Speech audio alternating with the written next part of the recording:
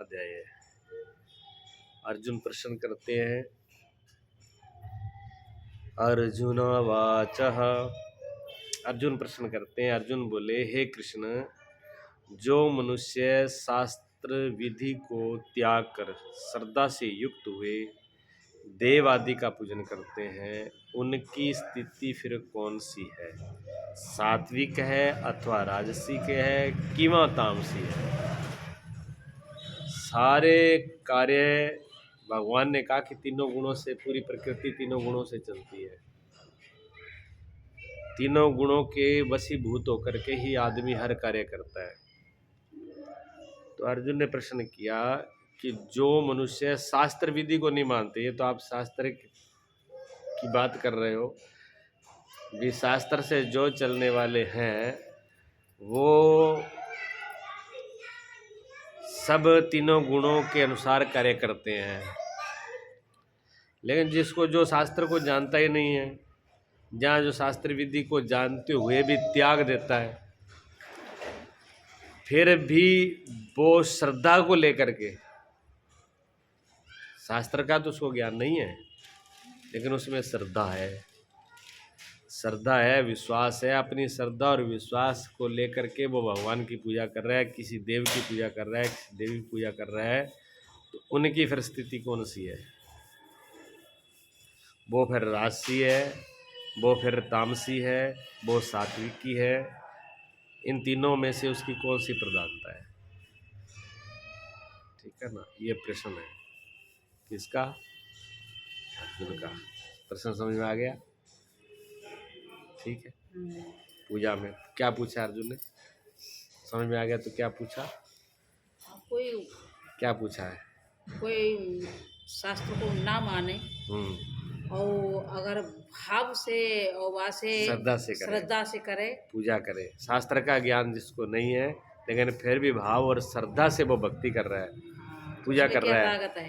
तो ताकत नहीं है। वो राशि है कि तामसी है कि बात गुणों की? इसी तो मैंने कहा प्रश्न। हाँ, जब तक प्रश्न समझ में नहीं आया उत्तर बेकार है। प्रश्न पहले समझना जरूरी है, तभी उत्तर काम का, नहीं तो उत्तर बेकार है। बात तीन गुणों की हो रही है, श्रद्धा तो उसकी अपनी जगह पर है, ज्ञान उसको है नहीं, शास्त्रों का पढ़ा लिखा नहीं है, लेकिन उनमें से बात गुणों की हो रही है। उसमें राजसी, तामसी और सात्विक की तीनों गुणों में से वो पूजा कौन सी मानी जाएगी?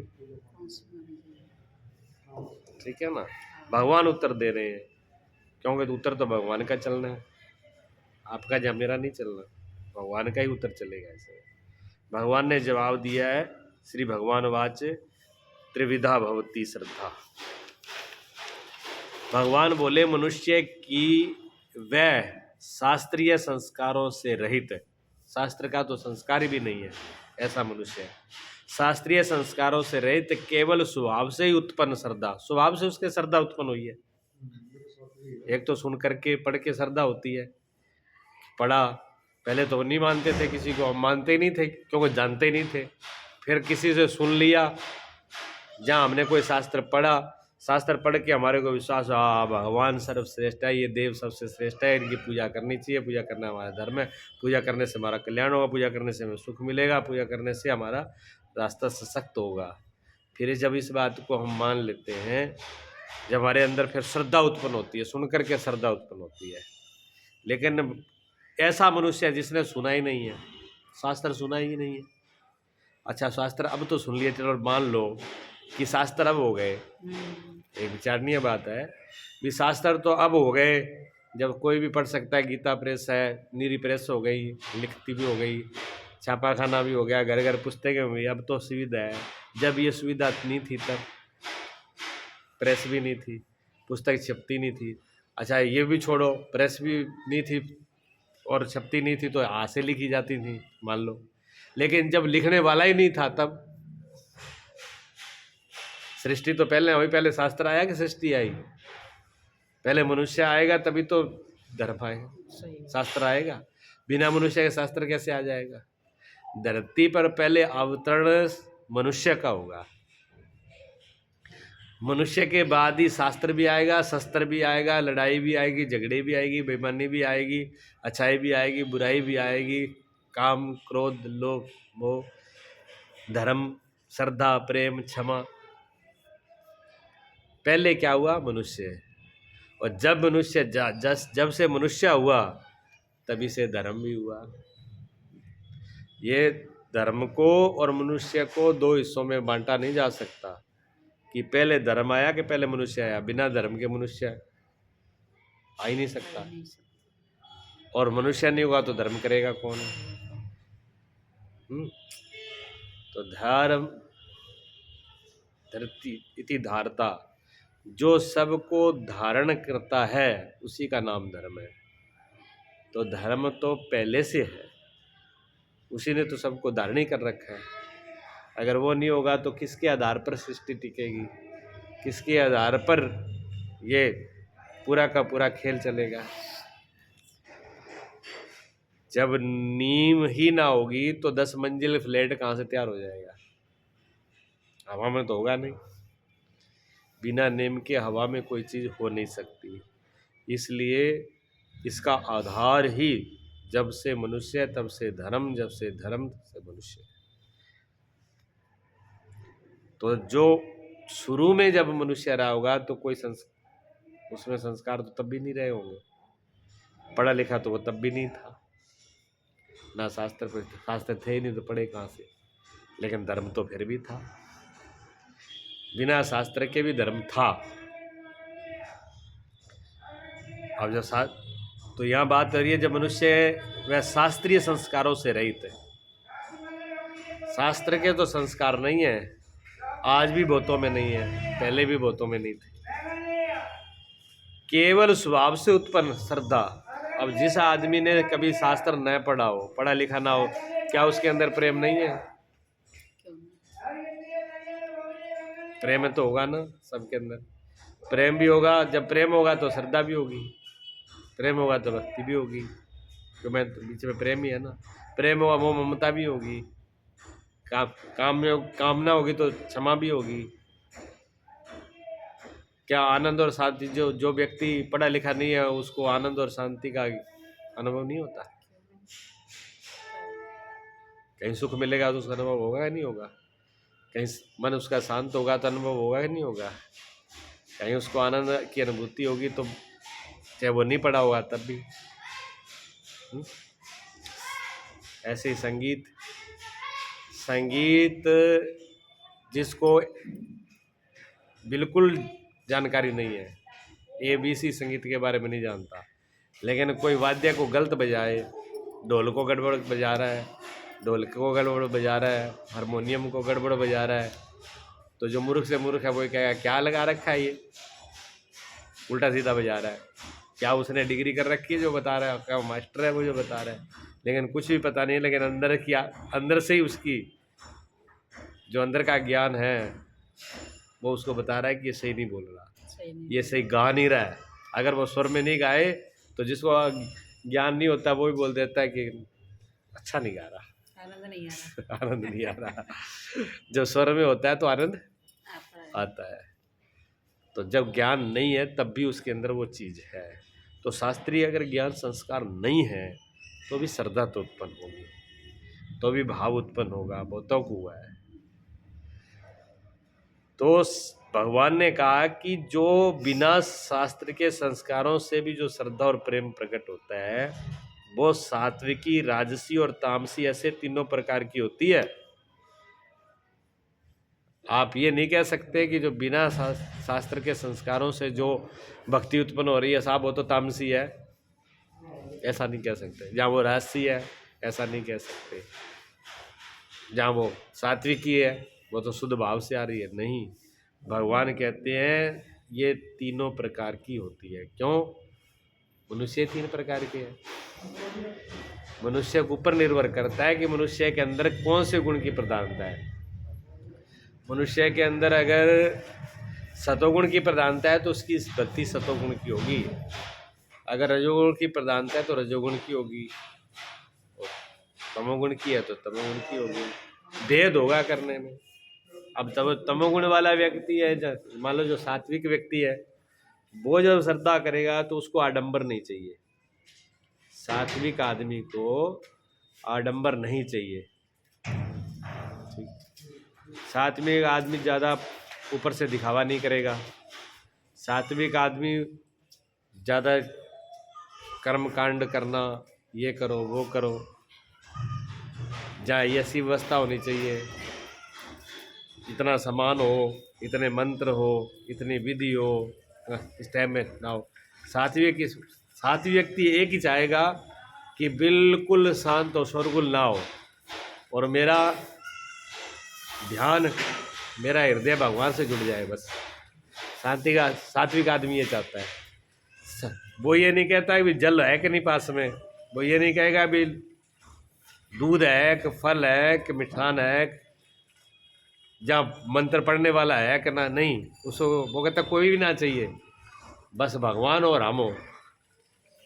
मेरा भाव, मेरा मन भगवान से जुड़ जाए, भगवान के साथ जुड़ जाए, बस।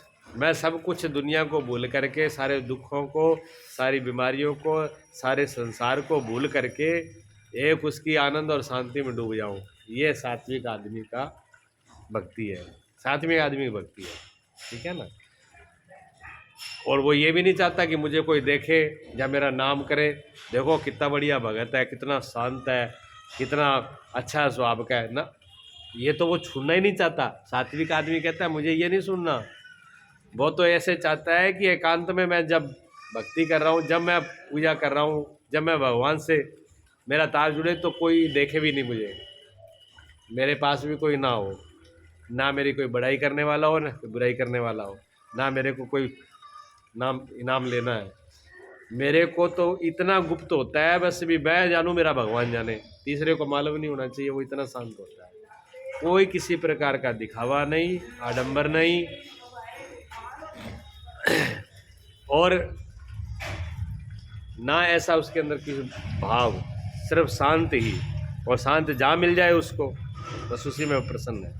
ये सात्विक पुरुष की भक्ति है।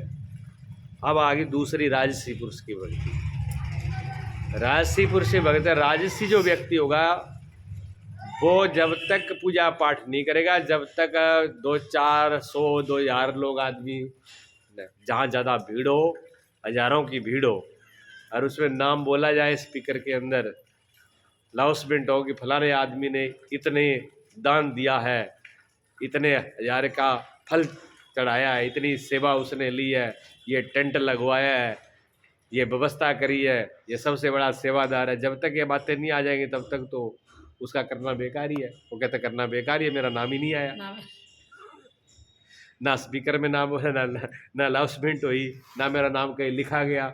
अगर किसी आश्रम में कोई चीज़ बनानी है तो पहले मेरा नाम लिखा जाए, मेरा पत्थर लगना चाहिए, पत्थर नहीं लग रहा तो मुझे कोई मतलब ही नहीं है। उसको नाम करना है, जितना बड़ा आडंबर हो सके पहले प्रचार करो, मीडिया में प्रचार करो, टीवी में नाम आए, पेपर में नाम आए, सब भाषाओं में खबर करो, सब जगह पर। फिर करना कम है, दिखावा ज़्यादा।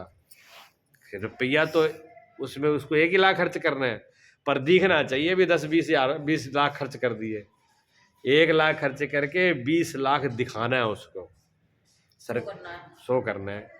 और रसीद भी कटाएगा, रसीद कटाएगा तो वो पहले तय कर लेगा कि 5 लाख रुपया दान देंगे और 25 लाख हमारा रसीद काट दो, सफ़ेद में कर दो, काले से। बड़े बड़े जो सेठ लोग और बड़े बड़े जो संस्थाएं चल रही हैं, जो जहाँ पर लाखों का दान हो रहा है, वो किस में हो रहा है? रसीद कट रही है, टैक्स नहीं भरना। गवर्नमेंट की चोरी करनी है, सरकार की चोरी करनी है, और उनको टैक्स नहीं देना, और वहाँ पर मंदिर पर रसीद कटानी है, और फिर उसमें भी नाम होना चाहिए हमने दान किया। ये किसकी भक्ति है? राजसी व्यक्ति है। फिर राजसी व्यक्ति अगर बैठेगा तो सीधी उसको कहोगे ऐसे ही बैठ जाओ, भगवान के हाथ जोड़ के स्मरण कर लो। ऐसे कैसे? फूल चाहिए, फल चाहिए, ये चाहिए, वो चाहिए, पूरा चला रहा। और बोलने वाला ब्राह्मण हो, वो जोर जोर से बोलने वाला हो, स्पीकर लगे हों, हमको मालूम पड़े, लोग भीड़ बना के खड़े रहे, हम पूजा करा रहे हैं, मंत्री हैं हम बड़े आदमी हैं, बड़े सेठ हैं, व्यापारी हैं, सबको दिखाएगा भी हाँ इसने कुछ करवाया है। ये राजसी काम है। इसलिए जो राजनीतिक आदमी होता है वो राजसी होता है, वो सात्विक नहीं होता। सात्विक में गुण कम होते हैं, राजसी ज़्यादा होते हैं। इसलिए वो जो भी काम करेगा दिखावे से ही करेगा, बिना दिखावे का काम करेगा ही नहीं। जब तक बोल नहीं लगेंगे, जब तक चहल पहल नहीं होगी, तब तक उसको खुशी मिलेगी नहीं। उसी में खुशी मिलेगी, दिखावा। और ज़्यादा राजसी ज़्यादा हो गया ना, दिखावा क्यों है? क्यों आज का रजोगुण बढ़ गया। रजोगुण का मतलब ही होता है गति, सतोगुण का मतलब होता है शांत, सतोगुण का मतलब होता है ठहराव हो जाना, शांत हो जाना, और रजोगुण का मतलब होता है गति से, स्पीड से चलो, जितनी चल सको।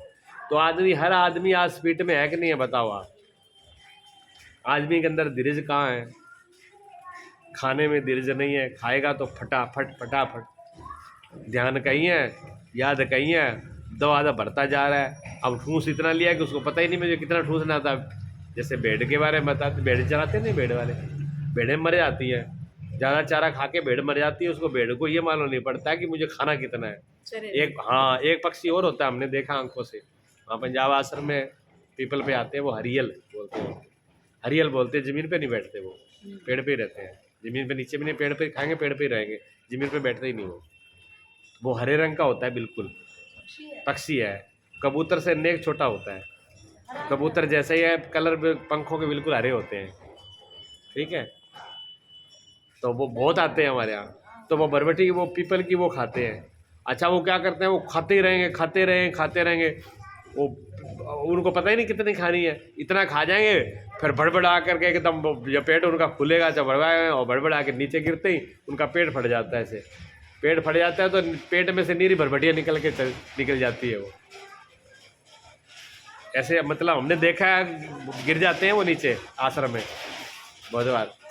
ज़्यादा ऐसी भेड़ को, ऐसे इंसान हो गया, इंसान को ये पता नहीं है कि मुझे कितना खाना है।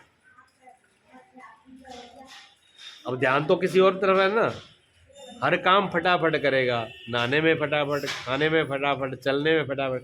एक्सीडेंट इतने काहे को हो रहे हैं? फटाफट में, हर चीज़ फटाफट चाहिए। ये रजोगुण में है, जितनी भाग दौड़ है, हर चीज़ की दौड़ है। खैर ये तो चलो ऊपर की है, शरीर की है। दूसरी जोड़ जो है वो दौड़ ये है मन की, भी मन संतुष्ट नहीं है। एक तो मन, जो चीज़ मिल गई, भगवान ने जो चीज़ दे दी, संतुष्टि है उसको। जितना कपड़ा दे रखा है, भगवान की कृपा है। वो जब भगवान के सामने बैठेगा तो वो यही कहेगा कि प्रभु की कृपा है कि मुझे पहले तो मनुष्य शरीर जन्म दिया, फिर घर परिवार दिया, मकान पे है, कपड़े पहनने को है, खाने को है। प्रभु तेरी बड़ी कृपा है, मुझे कुछ नहीं चाहिए, बस तेरे साथ तेरे चरणों में जगह मिल जाए। तो सात्विक ही आदमी है। लेकिन राजसी आदमी चाहे कितना ही कुछ हो, कितना ही उस पर कपड़ा हो, घर परिवार हो, जब भगवान के सामने बैठेगा तो वो यही कहेगा, आपने मुझे ये नहीं दिया, आपने मुझे ये नहीं दिया, बड़ी कोठी चाहिए थी, बड़ी कार चाहिए थी, बहू ऐसी चाहिए थी, बेटा ऐसा चाहिए था, कपड़े ये धोती, कम से कम 10,000 लोग, मैं तो 5,000 वाली धोती पहनती हूँ, और मेरे पड़ोस वाली वो 10,000 वाली पहनती है, मुझे भी तो 20,000 की पहननी है, मुझे इतने पैसे दे दो तो मैं उतना पहन लूँ। मतलब भगवान से कितना ही हो, अगर 20,000 वाली है तो कहेगा लाख वाली पहन लूँ, अगर गाड़ी 2 लाख की है तो 5 लाख वाली ले लूँ, 5 लाख की है तो 50 वाली ले लूँ, 50 वाली है तो 5 करोड़ वाली ले लूँ। मतलब राजसी आदमी की ब्रेक कहीं नहीं लगती। इसलिए जो बड़े बड़े लोग हैं, चाहे वो व्यापार में हो, जो पैसे की दौड़ में है, जो राजसी स्वभाव वाले हैं, वो कितना ही इकट्ठा कर लें उनको संतुष्टि नहीं होती है। ऐसे जो पूजा करते हैं तो पूजा में वो स्पीड चाहिए उनको।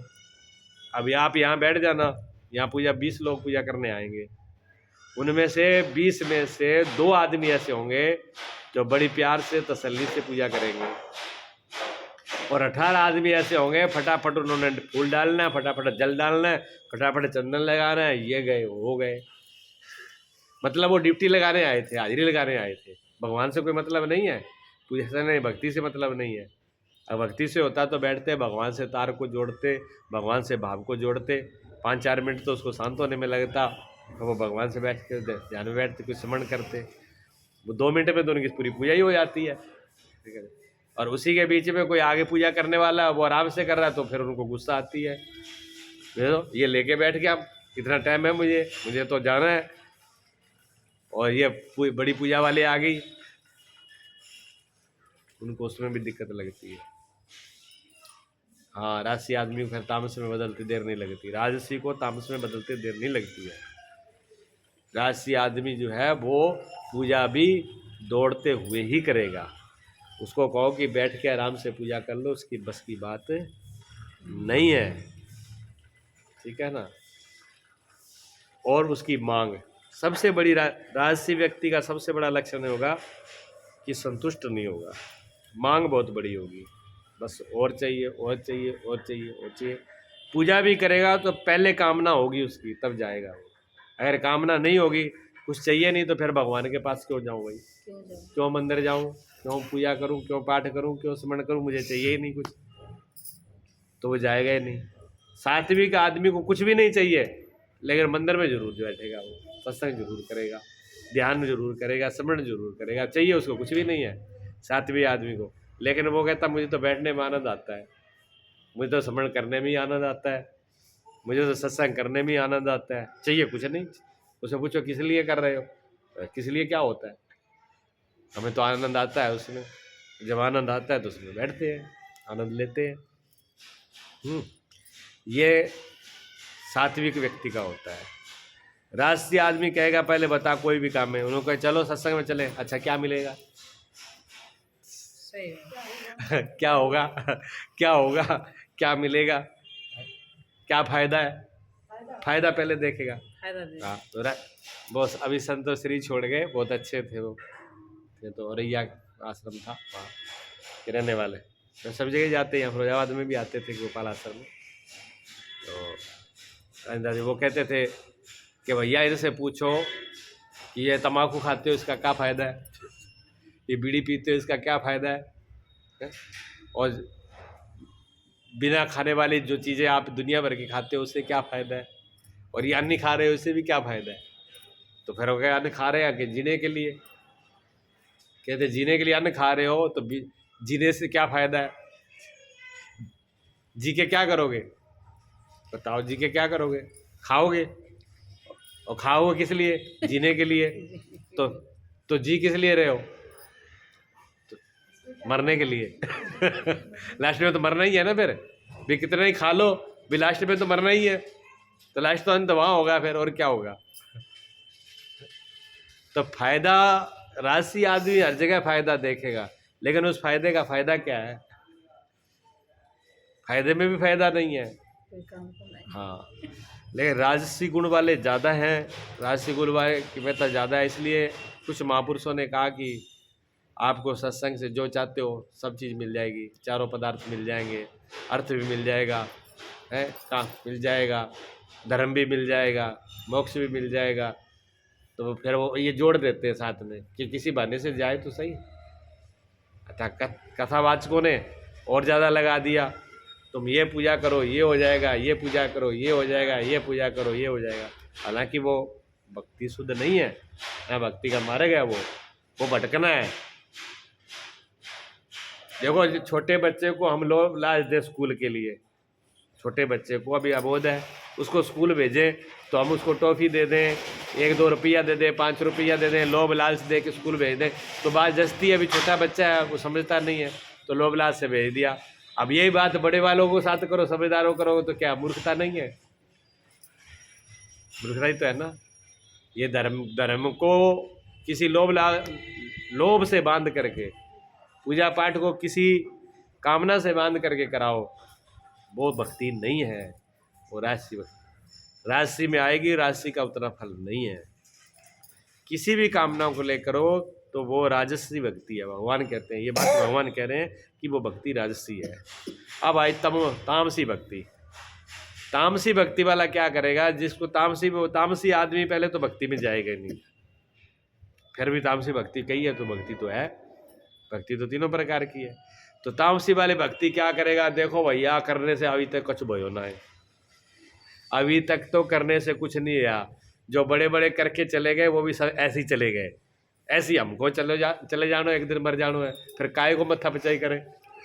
तामसी आदमी सीधा ये कहता है भी कुछ करना तो है ही नहीं, ना पूजा करनी है, ना सेवा करनी है, ना दान करना है, ना करना है, ना स्मरण करना है, ना जाप करना है, ना कोई पूजा का सामान लगाना है, कुछ भी नहीं करना। बस पढ़े, हम यहाँ पढ़े, सब कुछ भगवान की एक ही बात सीख लेगा वो।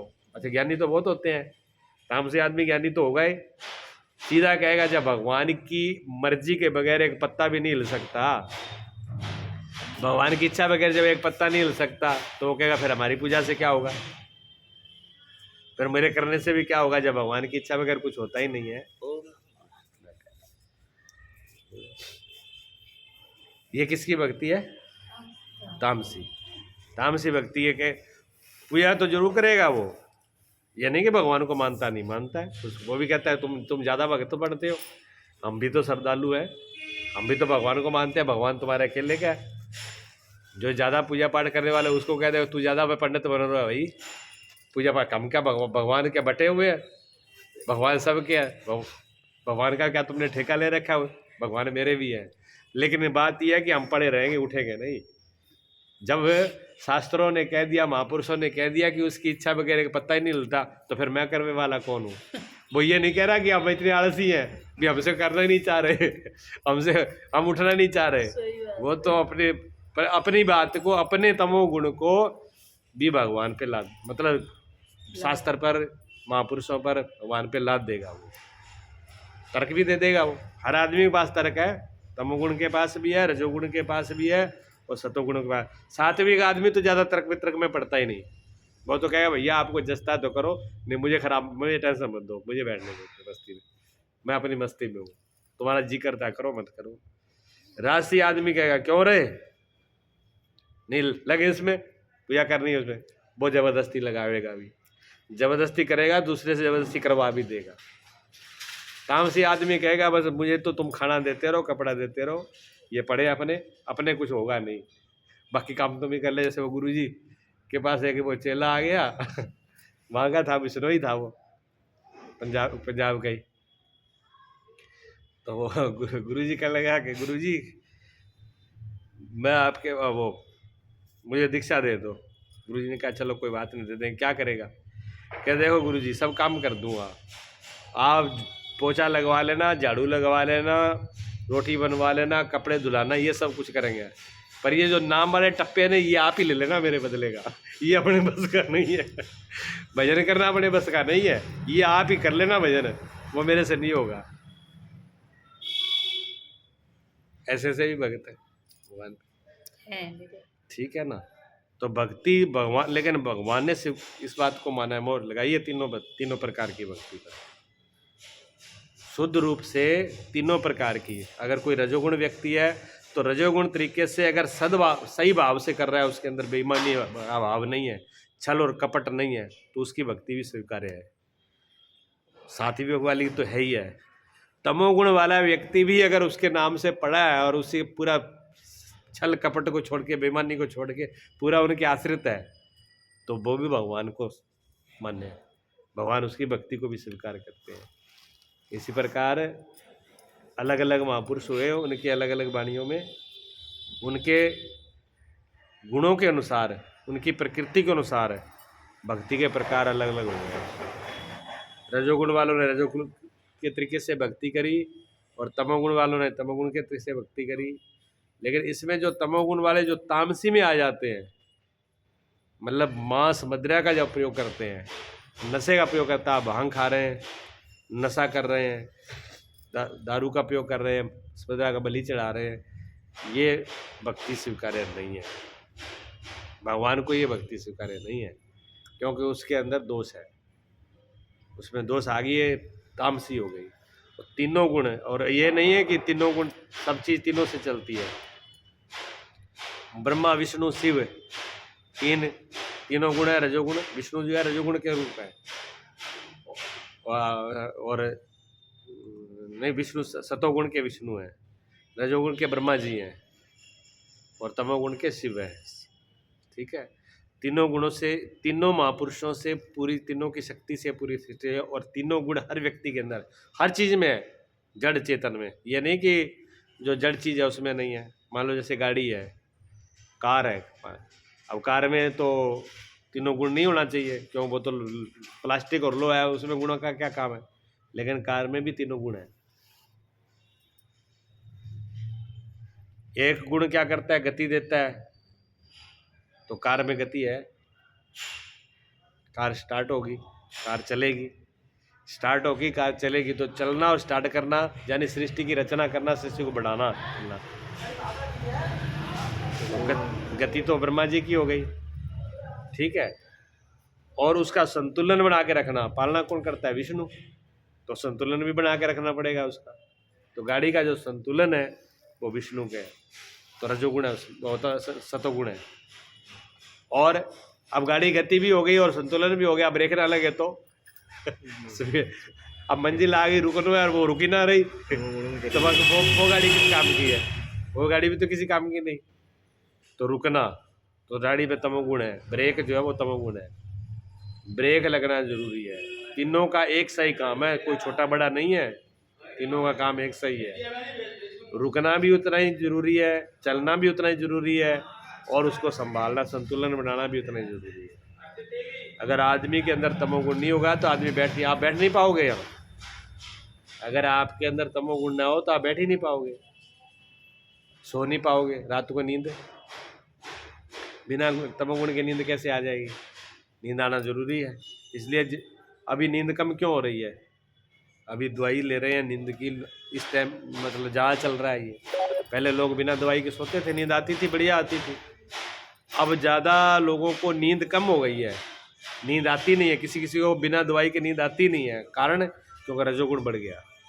रजोगुण का मतलब भागदौड़ बढ़ गई, इच्छाएं बढ़ गई, भागदौड़ बढ़ गई, मन की भी इच्छा बहुत बढ़ गई और शरीर की भी भागदौड़ बढ़ गई।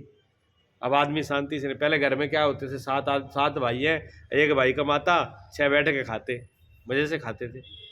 एक भाई खेती करता था तो 6 बैठ के आराम से खाते, और कोई ये नहीं कहता था तो तू ऐसे मैं कमा रहा हूँ तू खा रहा हूँ। अब हर आदमी कमा के खा रहा है, तभी पैसे नहीं पड़ रही। फसलें, एक फसल 3 4 बार 7 बार आती थी, बोलो एक फसल 7 बार पैदा होती थी। एक बार बीज डाल दिया तो 7 बार फसल हो जाती। अब एक ही फसल होती है, वो भी पूरी नहीं हो पाती। सारा सिस्टम बदल गया, भागदौड़ ज़्यादा होगी। तो रजोगुण बढ़ने से, मन की गति बढ़ने से, विचारों की गति बढ़ने से नींद कम हो गई, तमोगुण कम हो गया, रजोगुण बढ़ गया। उसी से गड़बड़ हो रही है। और रजोगुण ज़्यादा बढ़ने से आदमी शांत होकर बैठ नहीं सकता, शांति तो आसपास ही नहीं है, क्योंकि शांत जो है वो सतोगुण का गुण है। सतोगुण तो बहुत कम हो गया, सात्विक आदमी ढूंढना मुश्किल है, जो बिल्कुल हर राज्य में रजा है, कोई भी स्थिति हो उसमें बस अपने आप को प्रसन्न और मस्त है, ऐसा आदमी ढूंढना बहुत मुश्किल है। और सतोगुण कम होने के वजह से मतलब लड़ाई और झगड़े बेमन से ज़्यादा हो गया। अब जब रजोगुण बढ़ गया, विशेष हो गया, तो रजोगुण तो हर एक कामना की इच्छा पूरी करता है, चाहता है मेरी कामना पूरी हो। जब कामना पूरी नहीं होती तो फिर क्या होता है? क्रोध, गुस्सा। और गुस्से में क्या है? घर में, घर हो चाहे ऑफिस हो, चाहे बाजार हो, चाहे समाज हो, सबके अंदर वो बीमारी है। वो तो क्यों, आदमी तो वही है ना, वही आदमी घर में है, वही रसोई में, वही बाजार में है, और गुण उसमें वही है। तो जहाँ जैसा होगा कि जो घर में लड़ रहा है वो ऑफिस में भी लड़ेगा, जो ऑफिस में लड़ रहा है वो रोड में भी लड़ेगा, और जो शांत होगा वो ना ऑफिस में लड़ेगा, ना बाजार में, ना घर में, वो कहीं भी नहीं लड़ेगा। ये गुणों का प्रभाव है, गुणों से सृष्टि चल रही है पूरी। परमात्मा ने ऐसे बना दी कि तीनों गुणों से ऑटोमेटिक ये काम चल रहे हैं। महापुरुषों ने कहा कि परमात्मा की तरफ, सत्य की तरफ, भगवान की तरफ जाने के लिए सतोगुण की वृद्धि करो, अपने में सतोगुण बढ़ाओ। हाँ, शांत रहने का स्वभाव बनाओ, प्रसन्न रहने का स्वभाव बनाओ। जितना शांत और प्रसन्न रहोगे उतना आपका सतोगुण बढ़ेगा, जितना सतोगुण बढ़ेगा इतना ही आप भगवान के नज़दीक होगे, जितना रजोगुण बढ़ेगा बाजार के नज़दीक होगे, तमोगुण बढ़ेगा तो आदमी आलस में, सोने का ही बस आलस में पड़े रहो, बुलाओ मत, काम का मत कहो। काम का कहते ही उसको गुस्सा आएगा, मुझे क्यों कह रहे हो, कोई और नहीं है घर में, दूसरे को कह दो, ठीक है ना। और ये सब जगह चलता है यार। भगवान ने अर्जुन को युद्ध के अंदर लगाया, जबरदस्ती लगाया, बहुत से लोग मानते हैं कि अर्जुन की गलती नहीं है, भगवान, अर्जुन तो छोड़ के जाना चाहता था, अर्जुन तो वहाँ से हटना ही चाह रहा था, पर भगवान ने उस पर लगा दिया, युद्ध करवाया उससे भगवान ने। दोषी तो भगवान है। भगवान तो कह रहे हैं कि सब कुछ मेरे पे छोड़ दे, मैं ही सब कुछ हूँ। क्योंकि भगवान ये जानते थे कि अर्जुन जो है वो क्षत्रिय स्वभाव का है, और क्षत्रिय स्वभाव है तो इसके अंदर रजोगुण है, ये शांति से बैठ नहीं सकता ही। अर्जुन ने कही कि मैं भीख मांग करके खा लूंगा, जंगल में संन्यास ले लूँगा, जंगल में चला जाऊंगा। भगवान ने कहा कि भीख मांगना तेरे स्वभाव में नहीं है, और जंगल में बैठना भी तेरे स्वभाव में नहीं है। अगर तेरे स्वभाव में होता तो मैं तेरे को भेज देता, युद्ध के लिए खड़ा ही नहीं करता। तू क्षत्रिय है, तेरा पालन पोषण, तेरा संस्कार, तुम्हारी पढ़ाई लिखाई सब कुछ क्षत्रिय के तरीके से हुआ है। तुम्हें युद्ध करना है, युद्ध विद्या ही सिखाई गई है। तुम्हें वेद पूजा पाठ वेद का तो तुम्हें सिखाया ही नहीं, संन्यास लेना तो का रास्ता तो तुम्हें बताया ही नहीं है। और अभी तुम इसको कह रहे हो कि मैं चला जाऊंगा, और जंगल में भी किसी ने अपमान कर दिया, जंगल में भी किसी ने बुरा भला बोल दिया कि ये वही अर्जुन है जो वहाँ से डर के मारे छोड़ के भाग के आया था, तो तुम वहीं धनुष बाण लेके खड़े हो जाओगे, बख्सोगे नहीं।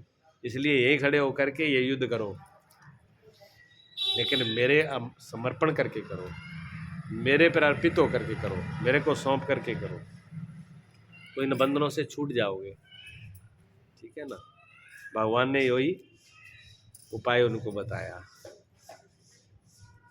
तो भगवान कह रहे हैं मनुष्य की वह शास्त्रीय संस्कारों से रहित केवल स्वभाव से उत्पन्न श्रद्धा, स्वभाव से ही उत्पन्न श्रद्धा होती है।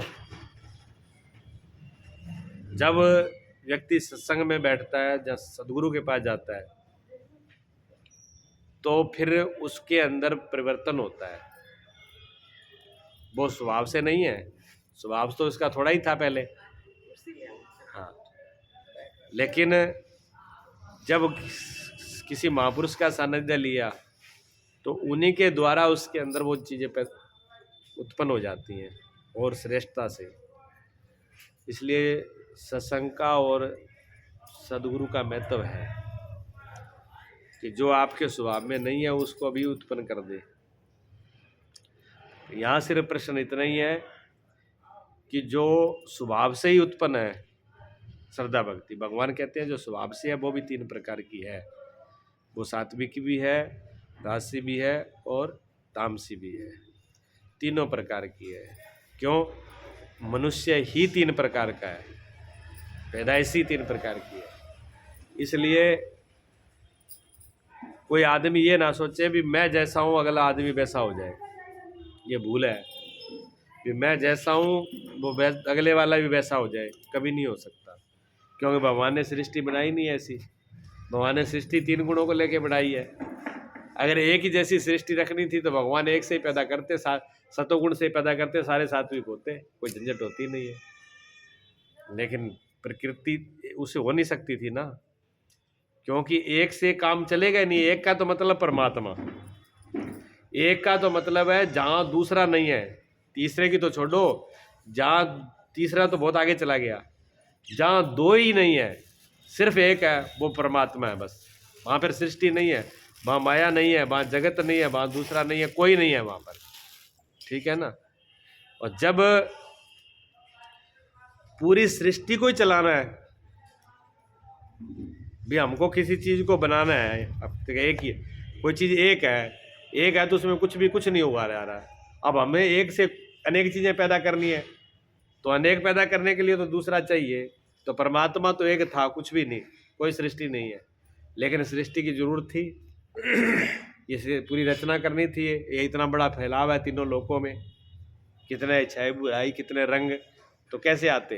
तो भगवान ने सीधा ही एक से दूसरा क्या बनाया? प्रकृति।